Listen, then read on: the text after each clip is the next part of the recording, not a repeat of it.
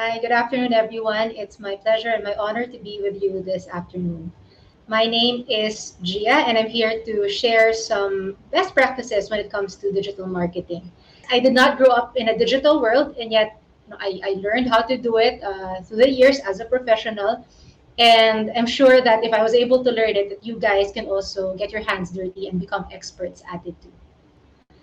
All right, so before I jump into the tips, I just wanted to first give a quick overview on what digital marketing is and what are some examples of digital marketing. So as you can see here on screen, here are some examples that you are already familiar with, but the overall picture is that digital marketing is any campaign that utilizes digital media in order to influence consumer behavior.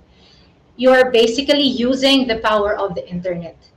And there are many ways of doing digital marketing. No? So as you can see on the screen, the very famous one I'd say would be social media marketing and nowadays. Another example of digital marketing would be search. I'd say this is underrated but highly important. Search engine marketing is all about appearing first, making yourself relevant when consumers think about you, and you appearing when they're there. And really, companies spend a lot of pesos, dollars to make sure that they are on top of the list and they are top of mind when people search on Google. Another example of digital marketing would be what you see also below, email marketing, where you directly converse or directly put a message in the inboxes of your customer. And other examples would be blog marketing, blog or content marketing, and others. If you use influencers, would be influencer marketing, influencer digital marketing, and the like. Now, why is digital marketing important? I wanted to underscore three things. First being, and this is hopefully a relevant picture where people are wearing masks and socially distant, not so much, but basically digital marketing allows you to reach a very wide audience, cast your net wider, and I also want to underscore the word interact. As SMEs, I know you would naturally start with your network, and that's great. I think that's where we should all start anyway. But as you expand and you want to sustainably drive growth in other spaces or in other segments, digital marketing will be critical to maximize your awareness and to get leads. Moreover, I think unlike other traditional media like TV or billboards, radio, which is more of a one-way street, digital marketing allows you real time to get feedback or interact. Again, that's the keyword, interact with your audience. You can leverage comments on Facebook, like if they're happy or sad about a feature, they'll say it. Or you look at the stars or the reviews you see on Shopee or Lazada, or you can also look at the latest Google trends, right? So it's very fast feedback, real time, and the consequences of that, of getting real time feedback, is that you can make pivots faster in your business. If this flavor is liked by someone or there's a new idea that you came up with because of a comment, then you can easily act on it because of digital marketing. And thirdly, you can do all of these things, cast your net wide, and operate at a very cost efficient manner. Again, depending on your objectives, you can define the success and set budget against your key objectives or your metrics. In fact, you can start creating a campaign for as low as 1,000 pesos or even less. Whenever you buy some or you want to boost ads on Facebook or Instagram, Shopee, etc., it will take as low as that or even free sometimes, if you have the right friends, like influencer friends. And it will help you already generate leads for your store or whatever product that you're selling. And before I go to the next slide, lastly is to say also that, I naturally, as a consumer, would now search for products online. And I would expect to find you, whether you're an SME, a big company, etc., to have a website with social media presence, because it's also my way of checking what other people are saying about you, if your business is legit, because marami ring nagsascam ngayon, diba? Of course, you want to see if your business is legit. And you can also put more product info, even if the store is not necessarily active. You can already sell and put basic information about what you're doing on your online footprint. All right, so let's dive into some of the best practices or some tips I could give you. And in this portion, I will be giving some real life examples of how they were able to put into practice these tips that I'm going to give you. The very first tip I give you, and this is not just about digital marketing per se, but marketing in general. I think any marketer would tell you that before anything else, above all things, you have to know your customer. And that holds true for digital marketing even more so. First, you have to define who your audience is. Are male, female, what age range, where are they living, what do they like? And specific to digital marketing, here are some questions or some thoughts that could help you trigger whenever you are planning to speak to your target audience. Like, why do they go on the internet? What platforms do they spend most of their time on? Because even kayo as a consumer, di ba, when you are on Facebook, you do something. And when, let's say, you're on a website or on a blog, you also do something else. On Facebook, you're there more to scroll, look at your friends, etc. Whereas in other pages, you're there to really look for information or read about articles, for example. Whenever you start something, you always have to identify your customer, like who exactly they are, what your objectives are against this set of customer. Is it about acquiring them? Is it about winning them back or keeping them loyal to the product or service that you have? And categorizing your audience this way will allow you to make your message more relevant and specific. Okay, so as promised, here's an example of an SME that they know their customer well. This is called Amara Ice Cream. It's proudly local ice cream brand with very strong Muslim heritage. And here, what I like is that they are very clear about their target audience. People who have exotic tastes, like people who love durian. Like ako, I personally love durian, so I was excited about this product. And it's a very niche flavor, diba?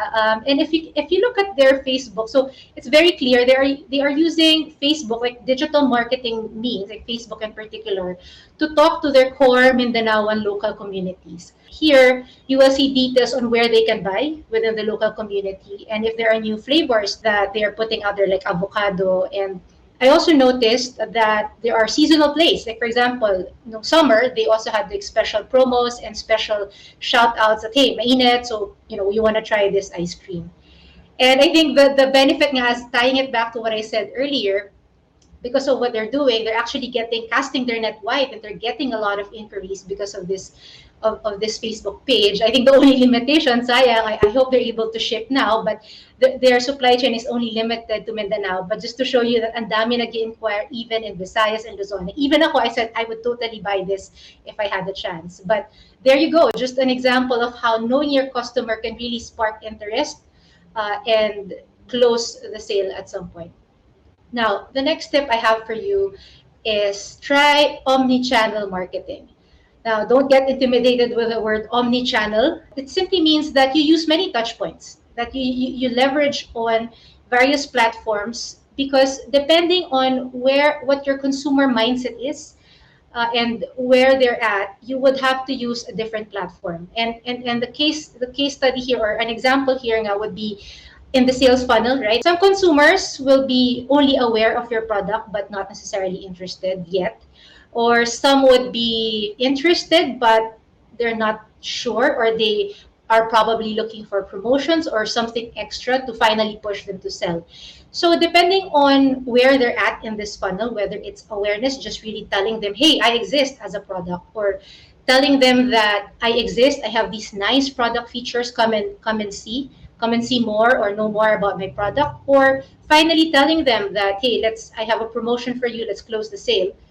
It depends. You can leverage various platforms. And I have an example here. Again, another SME. This is called Lucky Biz Gym, and you can find them on Shopee. They pivoted online this pandemic. So primarily they were selling to department stores, and then because department stores are closed, they pivoted to having the Shopee store.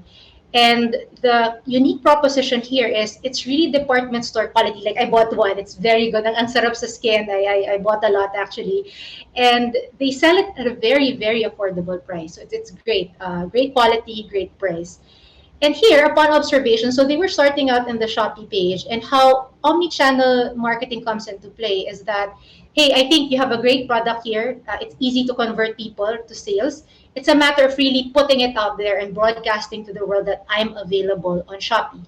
So my recommendation for this SME was to first drive high awareness, whether it's Facebook or blogs or search. You can use it to just broadcast that I exist as a store and that you can find me on Shopee. So that's one. And within Shopee, so once you already have their interest and you just want them to decide, I recommended that they use search words, buy some search words so that whenever people search, say, pambahay within Shopee, you would be the first option on the search screen. The store would be the like the most popular option in the page of the viewer.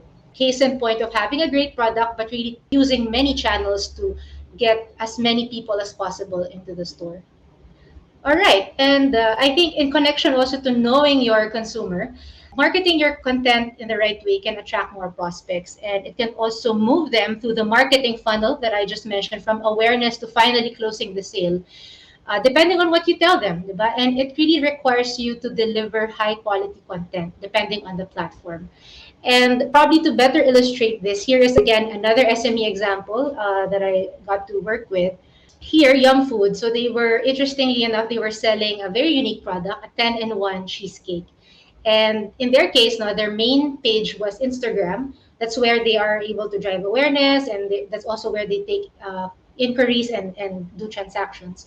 So my observation here at first, so if you look at the picture to the left, my initial observation was that they were mostly talking about pricing, like 7.99 or 20 off, etc. When in fact, I, as a consumer at that point, I didn't know yet what their product is basically and why it's worth buying. I think the base price is 9.99. And when they explained to me that, yeah, this is 10-in-1, there are so many flavors like matcha, red velvet, all the flavors that I personally like. I said, oh, sayang, because this is Instagram. This is all about making people, what's the right word? Like, tatakamin mo sila through Instagram, the lifestyle shots. So instead of just talking about the price, why not highlight the product, like use lifestyle shots, if I may call them that, and really highlight the uniqueness of your product because it seems so promising. Like 10-in-1 cheesecake, diba? Who has ever heard about the 10-in-1 cheesecake? And I noticed recently, so this is a recent screenshot. I noticed if you look at the picture to the right that they are now highlighting indeed the product features, so more shots on the product. And I think they also have some tie-ups, premium tie-ups to really drive the equity of the brand 10-in-1 cheesecake by Yum Foods. Okay, and this is the last point. I mentioned a while ago that, again, digital marketing gives you real-time insight. And here, I just want to say that don't be intimidated. Data is your best friend because it will allow you, whatever you choose, whether it's Instagram, whether it's a blog, it's Google, and all these types of digital marketing tools can give you data and provide them real time, so that you can account for whatever peso you spent on. Meaning, if I wanted awareness, I can measure it through their dashboards. If I want to know how many people actually bought the product, I can look at it as well, right? And you can find a way to measure if it's working or not based on your objective. So don't be intimidated by this. I know it looks scary, but these digital marketing tools, they will take you through this. They have ways and means of training you to understand the data. But bottom line is, this is how you know whether your investment is worth it or not. And you can immediately pivot and do something else within the digital marketing space.